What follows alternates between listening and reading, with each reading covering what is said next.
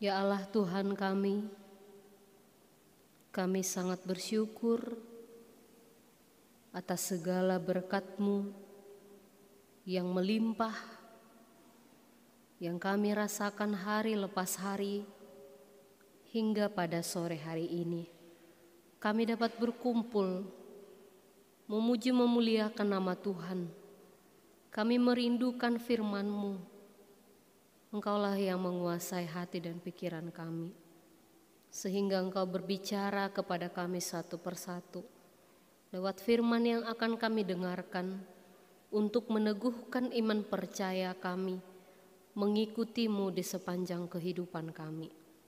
Di dalam nama Yesus Kristus kami telah berdoa. Amin. Shalom. Shalom. Jemaat yang dikasihi Tuhan, yang menjadi khotbah pada ibadah kita sore hari ini tertulis di dalam kitab Ulangan pasal 30 ayat 15 hingga ayat 20. Saya akan membacakan bagi kita semua, marilah mengikuti di dalam hati. Beginilah firman Tuhan. Ingatlah, aku menghadapkan kepadamu pada hari ini kehidupan dan keberuntungan, kematian dan kecelakaan. Karena pada hari ini aku memerintahkan kepadamu untuk mengasihi Tuhan Allahmu dengan hidup menurut jalan yang ditunjukkannya dan berpegang pada perintah, ketetapan dan peraturannya, supaya engkau hidup dan bertambah banyak dan diberkati oleh Tuhan Allahmu di negeri kemana engkau masuk untuk mendudukinya. Tetapi jika hatimu berpaling dan engkau tidak mau mendengar, bahkan engkau mau disesatkan untuk sujud menyembah kepada Allah lain dan beribadah kepadanya, maka aku memberitahukan kepadamu pada hari ini bahwa pastilah kamu akan binasa, tidak akan lanjut umurmu di tanah kemana engkau pergi menyeberangi sungai Yordan untuk mendudukinya. Aku memanggil langit dan bumi menjadi saksi terhadap kamu pada hari ini. Kepadamu kuperhadapkan kehidupan dan kematian, berkat dan kutuk. Pilihlah kehidupan supaya engkau hidup, baik engkau maupun keturunanmu, dengan mengasihi Tuhan Allahmu, mendengarkan suaranya dan berpaut padanya, sebab hal itu berarti hidupmu dan lanjut umurmu untuk tinggal di tanah yang dijanjikan Tuhan dengan sumpah kepada nenek moyangmu, yakni kepada Abraham, Ishak, dan Yakub, untuk memberikannya kepada mereka. Demikianlah pembacaan firman Tuhan. Jemaat yang dikasihi Tuhan Yesus Kristus, hidup adalah pilihan. Ungkapan ini sering kita dengar. Dan dalam kehidupan sehari-hari memang nyata kalau kita sering kali diperhadapkan dengan pilihan. Diperhadapkan pada pilihan, kadang pilihan yang mudah dan terkadang diperhadapkan juga pada pilihan yang sulit, atau bahkan pilihan dalam buah si malakama. Dipilih ini ada resiko ini, dipilih itu ada resiko itu. Namun kita harus sadari bahwasanya Tuhan sudah memberikan kita hikmat untuk dapat menentukan dan memutuskan mana yang akan kita pilih, mana yang akan kita pilih, kita jalani, dan kita lakukan di tengah-tengah kehidupan kita. Pada akhirnya manusia harus berpaut pada hasil akhir yang ditentukan oleh Tuhan kita. Saudara yang dikasihi Tuhan, hidup kita ini juga diberikan Tuhan kebebasan. Kita memiliki kehendak bebas, free will, ya. Setiap orang bebas menentukan pilihannya Tapi jangan lupa, setiap orang juga harus bertanggung jawab atas pilihannya dan harus akan menerima segala konsekuensi. Kalau seseorang memilih untuk sukses, maka konsekuensinya ia harus bekerja keras, disiplin untuk menggapai tujuannya. Kita harus dengan rela, dengan tulus dan dengan ikhlas bersedia untuk berjerih lelah, bersedia untuk terus-menerus belajar. Bahkan kadang istirahat kita tidak cukup kalau kita sudah memilih untuk menjadi orang sukses. Tetapi pada akhirnya kita akan menerima apa yang kita harapkan. Tidak ada orang yang ingin sukses tapi dia tidak mau berjuang. Tidak ada orang yang ingin sukses tapi dia tidak mau belajar. Tidak mau menerima arahan. Tidak mau berjerih lelah. Tidak mau melatih dirinya untuk disiplin. Itu hanyalah sebuah mimpi. Maka kesuksesannya itu hanyalah sebuah mimpi. Orang yang ingin berhasil tapi tidak ada upaya, ia seperti orang yang terus-menerus bermimpi, ia tidak mau bangun, ia tidak mau sadar dari tidurnya.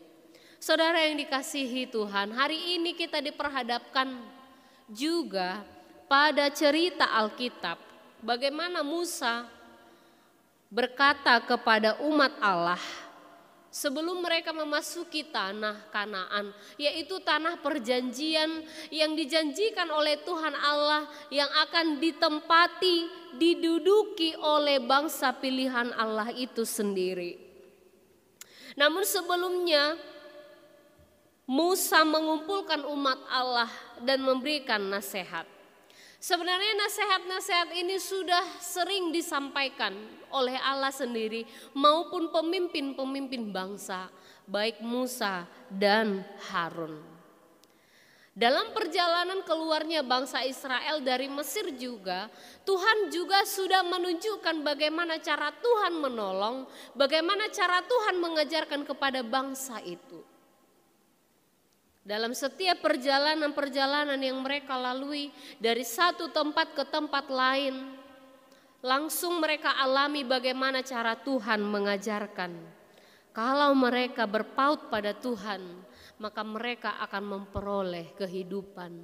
Tapi sekali-kali mereka mencoba menyembah ilah lain, tidak mau mendengarkan Musa, maka apa yang akan terjadi? Hukuman, bahkan kebinasaan akan melanda mereka. Jemaat yang dikasihi Tuhan, mengapa Musa perlu mengingatkan kembali tentang janji Allah kepada mereka? Sama seperti kita. Manusia itu gampang lupa. Manusia itu daya ingatnya kurang. Itu sebabnya kalau kita atau anak-anak kami di sini Naposo Bulung, remaja Naposo Bulung ya.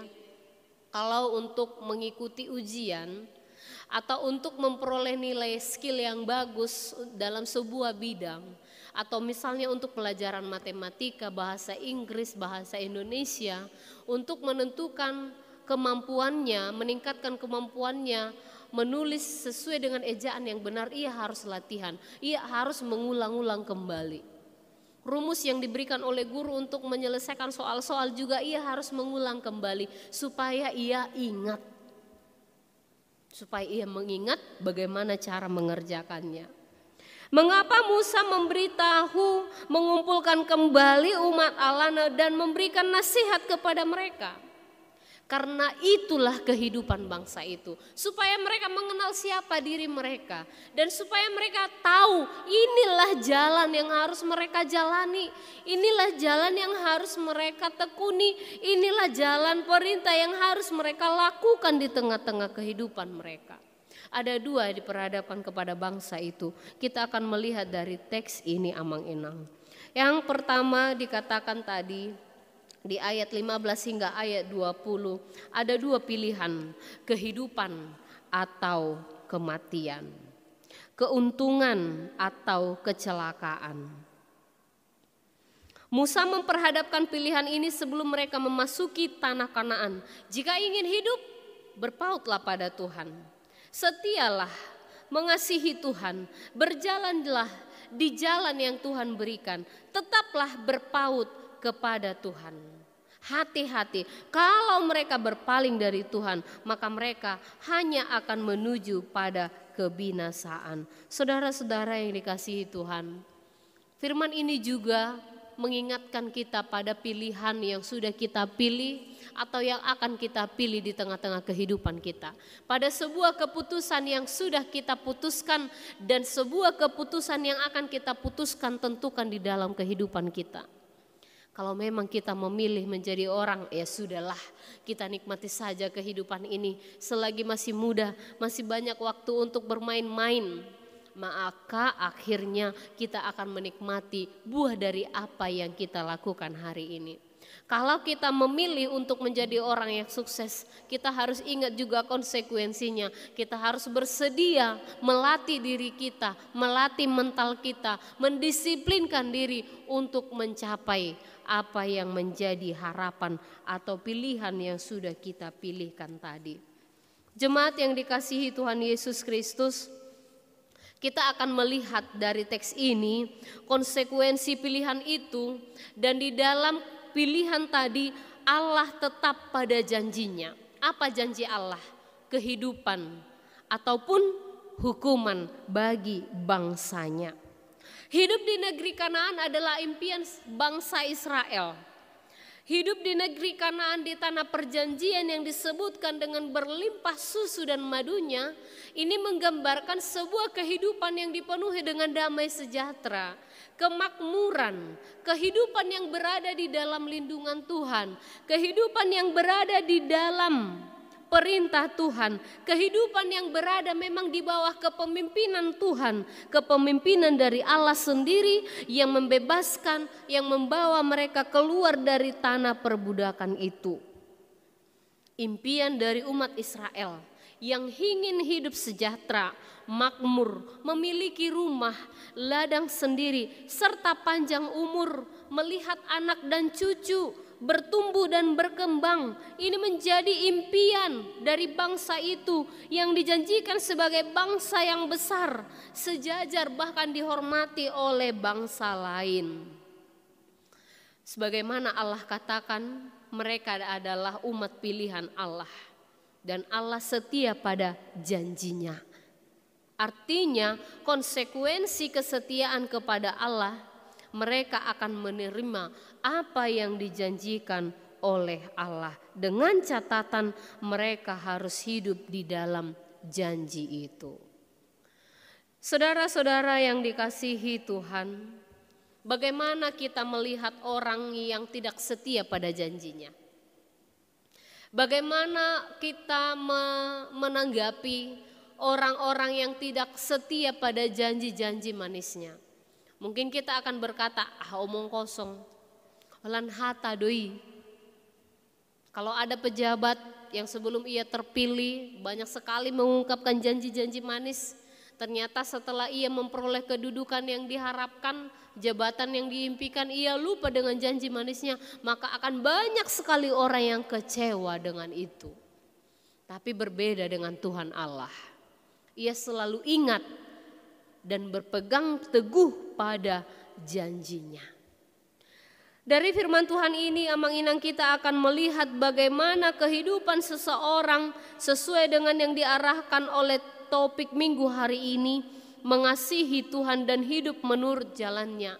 Kita yang hadir pada sore hari ini diingatkan kembali, kita memang setiap hari diperhadapkan dengan pilihan, mana yang engkau pilih, mana yang akan kita pilih. Hari ini kita dituntun agar setia di dalam jalan Tuhan. Setia di dalam jalan Tuhan dengan melakukan 3 komitmen kita bisa melihat di ayat yang ke-20. Yang pertama, mengasihi Tuhan Allah. Mengasihi Tuhan bukan hal yang baru lagi bagi kita tentunya. Mengasihi Tuhan bukanlah menjadi hal baru juga bagi bangsa Israel. Karena sebelum-sebelumnya sejak mereka menerima perintah dari Allah di Sinai, mereka sudah berjanji untuk mengasihi Tuhan. Mengasihi Allah dengan segenap hati, mengasihi Allah dengan segenap akal, mengasihi Allah dengan segenap budi. Dan mengasihi Allah ini dirumuskan dalam bentuk Shema Israel atau pengakuan iman. Dengarlah Israel, Allah itu Esa. Kemudian dengan perintah untuk mengasihi Allah dengan segenap hati, kekuatan, dan akal budi. Kita bisa baca dalam Ulangan 6 ayat 4-11. Dan bagaimana orang Israel hidup di dalam perintah itu, Shema Israel. Ada perintah yang harus dilakukan oleh seluruh orang Israel. Keturunan-keturunan mereka harus hidup di dalam janji Allah itu. Itu sebabnya disampaikan juga di dalam Ulangan 6 ayat 4-11 itu. Haruslah engkau utarakan itu, ajarkan itu kepada anak-anakmu saat engkau duduk bepergian, saat engkau melakukan pekerjaanmu. Artinya setiap orang Israel harus mengajarkan firman Tuhan, perintah Tuhan kepada keturunannya, kepada keluarganya saat santai, saat bekerja, saat dimanapun mereka berada. Ini menjadi sebuah janji bagaimana cara mereka mengasihi Allah. Yang menjadi pertanyaan, bagaimana cara kita mengasihi Tuhan? Dalam hukum Taurat itu terbagi atas 2 bagian besar. Hukum Taurat pertama sampai ke-4 bagaimana kita mengasihi Allah, dan hukum Taurat ke-5 sampai 10 bagaimana kita mengasihi sesama manusia. Mustahil kita dapat mengasihi sesama manusia kalau kita tidak dapat mengasihi Allah dan sebaliknya. Mengasihi Allah adalah kewajiban sebagai ungkapan syukur atas segala berkat dan perbuatan Allah yang ajaib. Bagaimana Allah itu mensyukuri berkat pertolongan Tuhan karena mereka dengan mata sendiri sudah melihat cara Allah membebaskan Israel dari perbudakan. Kita juga seharusnya sudah pantaslah hidup dalam sikap yang mengasihi Tuhan. Hidup di dalam perintahnya. Hidup memang untuk memuliakan Tuhan. Bukan hidup untuk diri sendiri dengan ego yang hanya mementingkan ini kepentingan saya. Saya hanya mau ini. Tidak mementingkan kebutuhan orang lain. Hanya memikirkan isi perut saja. Hanya memikirkan apa yang menjadi kepentingan diri sendiri saja. Ingatlah Amang Inang, kita hidup bukan diri sendiri. Kita tidak hidup sendirian di dunia ini. Kita hidup bersama juga dengan orang lain. Kita juga adalah makhluk sosial yang tidak dapat hidup tanpa pertolongan orang lain. Yang kedua, bagaimana memelihara komitmen berjalan di jalan Tuhan, dikatakan di ayat 20, mendengarkan Tuhan. Sejauh mana kita mendengarkan Tuhan hingga saat ini? Ada ungkapan orang Batak mengatakan seperti ini. Patun hangoluan, tois hamaguan. Ramadok juhita sude. Patun hangoluan, tois hamaguan. Nah, jadi ini biasanya disampaikan oleh orang tua kepada anaknya saat ia mau pergi merantau. Ingin mencari ilmu, kuliah, atau ingin mencari pekerjaan. Jadi si anak harus mendengarkan nasihat supaya ia hidup. Namun sebaliknya, kalau ia tidak mau memelihara nasihat itu, ia akan binasa. Nah, jadi ini bukan untuk menakut-nakuti ya Mang Inang ya. Ini tidak untuk menakut-nakuti anak-anak muda atau remaja Naposo Bulung yang hadir pada saat ini. Karena mendengar adalah kunci keberhasilan. Mendengar. Sekarang kan kita sulit mendengar ya. Kita lebih fokus pada apa yang di depan mata. Kalau kita lihat ini zaman terlalu sibuk dengan diri sendiri. Kalau kita melihat orang tua juga sering mungkin mengeluh bagaimana anaknya sulit untuk mendengarkan perintah atau nasihat. Kita perlu belajar dari Paul Tillich, katanya seperti ini. Mendengar adalah sebagai tanda yang pertama mengasihi. Ya, tugas utama dari mengasihi adalah mendengarkan. Saat kita bersedia mendengarkan, kita mau tahu siapa orang yang mengasihi kita. Lihatlah mereka yang setia mendengarkan kita. Mendengarkan kita bukan hanya yang gembira-gembira saja ya, keluh kesah kita juga. Tuhan, dialah sosok yang selalu setia mendengarkan kita. Yang tahu, dia selalu mendengarkan kita. Atau mungkin ia bersikap, Tuhan kita mungkin kadang bersikap seperti orang tua yang mendengarkan anaknya yang masih kecil bercerita panjang lebar. Ya, kita melihat bagaimana Tuhan mengasihi umatnya, bagaimana Tuhan mengasihi kita. Ia selalu bersedia untuk mendengarkan kita. Kita harus mau untuk mendengar. Mendengar adalah kunci keberhasilan. Bangsa Israel dalam menempuh perjalanan harus membuka telinga dan mendengarkan perintah, bukan lebih banyak berbicara. Itu sebabnya Tuhan menciptakan mengapa telinga ini harus dua dan menghadap ke depan, dan mengapa Tuhan harus menciptakan mulut ini hanya satu, supaya kita lebih banyak mendengar daripada berbicara. Supaya kita lebih banyak mendengar, dengan mendengar kita akan memperoleh banyak sekali ilmu pengetahuan. Banyak sekali ilmu pengetahuan untuk mengembangkan diri kita. Tapi kalau kita menutup telinga kita, maka kita akan tidak dapat melihat pengetahuan atau tidak dapat melihat menerima apa-apa. Jangan mengandalkan pikiran sendiri, tapi berjalanlah menurut petunjuk atau perintah dari Tuhan. Saudara-saudara yang dikasihi Tuhan, baru saja tadi kita mendengar apa yang disampaikan oleh liturgis ya. Saat kita baca epistel, apa tadi disampaikan amang liturgis? Yang berbahagia ialah mereka yang mendengarkan firman Allah dan yang memeliharanya. Yang mendengar dan memelihara. Terus yang terakhir kita akan melihat dari teks ini juga Amang Inang, bagaimana memelihara komitmen kita setia berjalan di jalan Tuhan. Yang terakhir di ayat 20 dikatakan, berpautlah kepada Tuhan. Berpaut artinya setia mengikuti. Ibarat dalam sebuah perjalanan, kemana pemimpinnya berjalan, maka kesitulah semua anggotanya berjalan mengikuti. Tidak menyimpang ke kanan atau ke kiri atau berbalik arah. Tapi berbeda ya Amang Inang dengan followers sekarang ya, yang kita lihat di sosial media. Itu dengan gampang saja unfollow ya. Dia bisa saja sebentar sudah tidak diikuti lagi karena sudah tidak setuju atau tidak tertarik lagi. Berbeda. Kalau kepada Tuhan jangan coba-coba seperti itu. Berpaut pada Tuhan berarti mengikuti jejaknya, kemanapun pergi harus mengikutinya. Jika tidak kita akan tertinggal, kita akan kehilangan arah, kita akan tersesat. Maka agar sampai kepada tujuan kehidupan kita, kita harus mengikuti langkah jejak kaki Yesus. Yosua juga mengikuti pola itu. Saat memasuki kota Kanaan, Yosua berpidato di hadapan umat Allah dan berjanji setia dan berpaut kepada Allah. Dalam perjanjian baru Yesus katakan apa?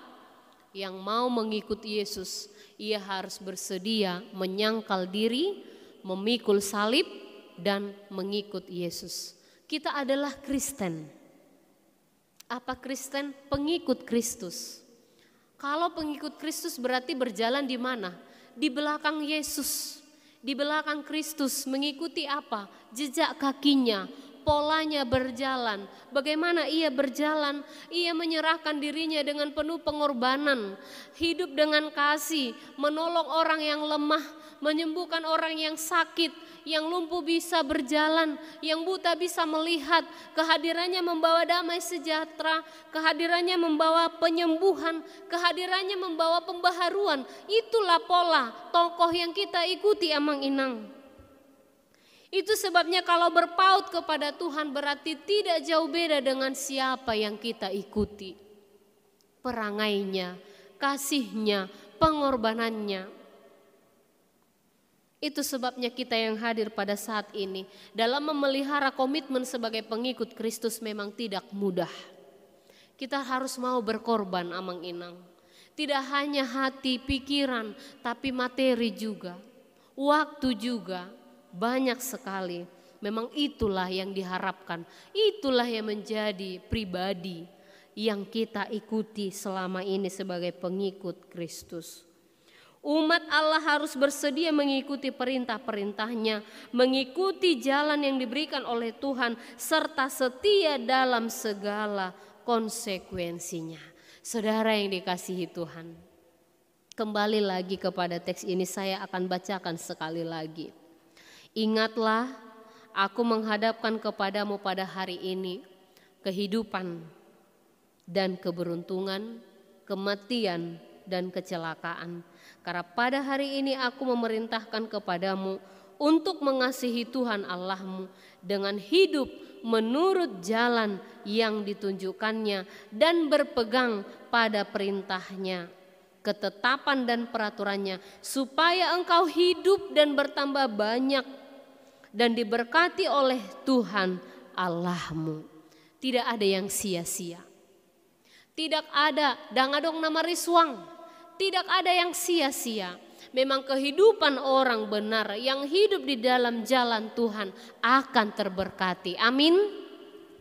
Kehidupan orang yang hidup di dalam jalan, di dalam perintah, di dalam ketetapan Tuhan memang akan diberkati. Meskipun ia harus mengalami kesulitan, tantangan, tetapi tangan Tuhan bersedia untuk menolong. Inilah yang menjadi pegangan kita, Amang Inang. Kemanapun kita melangkah, ingatlah hidup untuk memelihara komitmen, mengasihi Tuhan dan bersedia berpaut tetap kepada Tuhan. Amin. Kita berdoa.